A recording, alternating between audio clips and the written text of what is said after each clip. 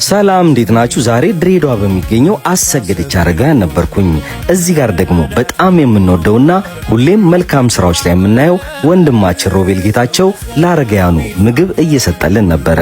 በነገራችን ላይ ስማርት ኢንተርናሽናል የአሽከርካሪዎች ማሰልጠኛ በአሰገደች አረጋውያን ለሚገኙ እናት አባቶቻችን እንደምታዩት የምሳ ማብላት መርሃ ግብርም አካሂደዋል።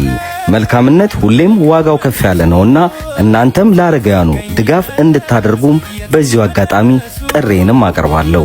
ማን ይደርስብን ነበር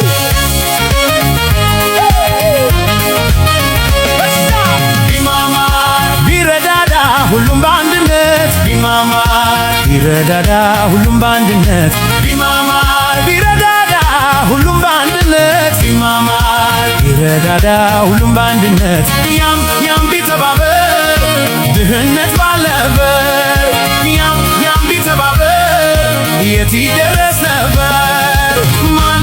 ማን ይደርስብን ነበር?